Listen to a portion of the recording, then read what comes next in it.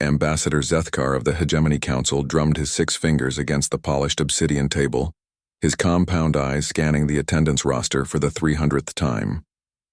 The quarterly Galactic Assembly had convened as scheduled in the neutral space station orbiting Kepler 442b, with representatives from every major civilization in the local galactic arm present, except one.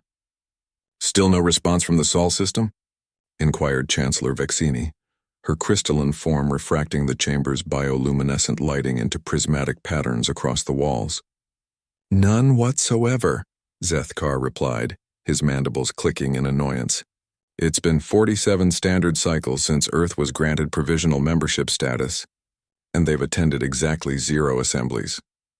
The murmur that rippled through the chamber carried undertones of various alien languages, the melodic chimes of the ethereal collective, the harmonic bass frequencies of the stone singers, and the rapid-fire chittering of the Insectoid Federation.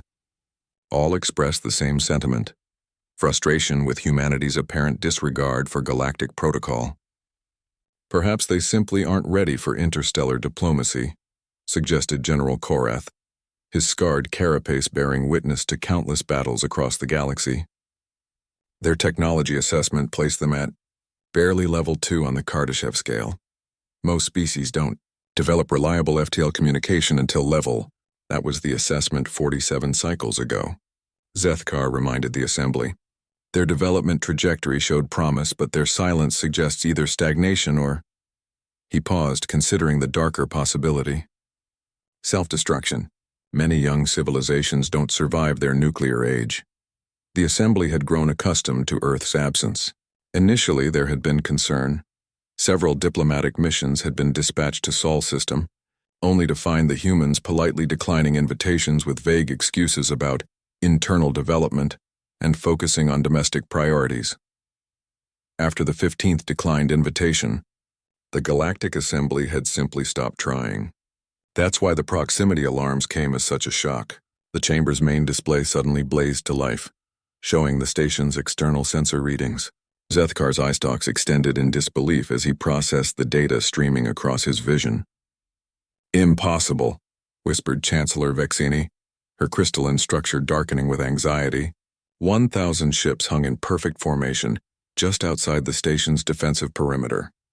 They were unlike anything in the galactic database, sleek vessels that seemed to absorb light rather than reflect it, their hulls bearing the distinctive blue and white markings of Earth's United Nations. Each ship was massive, easily dwarfing the largest dreadnoughts in the Hegemony fleet. "Unknown fleet, this is Kepler Station Control," transmitted the station's AI. "You are in violation of assembly space. Identify yourselves and state your intentions."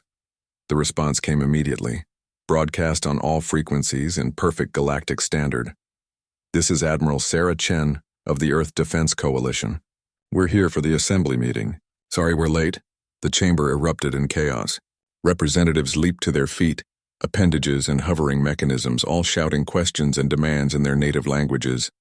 Zethkar slammed his ceremonial gavel against the resonance pad, its deep tone cutting through the cacophony. "How?" he demanded as soon as relative quiet returned. "Our intelligence reports indicated Earth barely had fusion propulsion 47 cycles ago. Now they arrive with a fleet that could challenge the entire Hegemony Navy?" The main display shifted to show a single human figure, Admiral Chen, her dark hair streaked with gray, wearing a crisp military uniform that somehow managed to look both formal and practical. Her expression was calm, almost apologetic. "Honorable Assembly members," she began, her voice carrying clearly through the translation matrix. "We appreciate your patience with our absence. We've been busy. General Korath's voice cracked with incredulity. "You've been ignoring us for half a century." Admiral Chen nodded. "Yes, and we apologize for that. You see, when you first made contact, we realized we had a choice. We could spend our time attending meetings, learning protocols, and fitting ourselves into the existing galactic political structure." She paused, glancing at something off-screen. "Or we could focus on making sure that when we finally did join the galactic community, we'd be joining as equals, not as junior partners seeking protection." The implications hit the assembly like a neutron wave. Zethkar felt his exoskeleton chill as he processed what she was saying. You've spent 47 cycles preparing for war, Chancellor Vexen asked, her voice barely above a whisper. Not preparing for war, Admiral Chen corrected gently. Preparing for peace. You see, we studied your history, all of your histories. We noticed a pattern. Every species that joined the assembly while technologically inferior ended up as client states or resource colonies. We decided that wouldn't be humanity's fate. She gestured to something beyond the camera's view. These ships represent our commitment to being productive members of this community.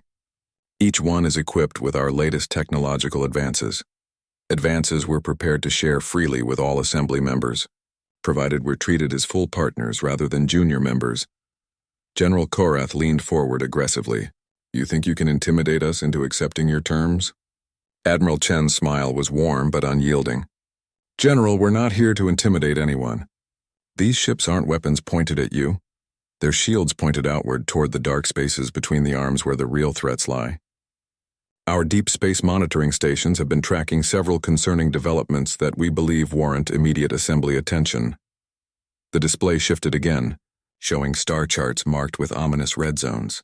Automated probe networks spreading from the Andromeda contact point. Energy signatures consistent with planet killers moving through the void between galaxies.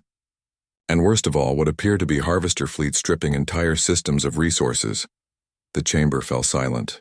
These were exactly the kind of existential threats that had led to the Assembly's formation in the first place.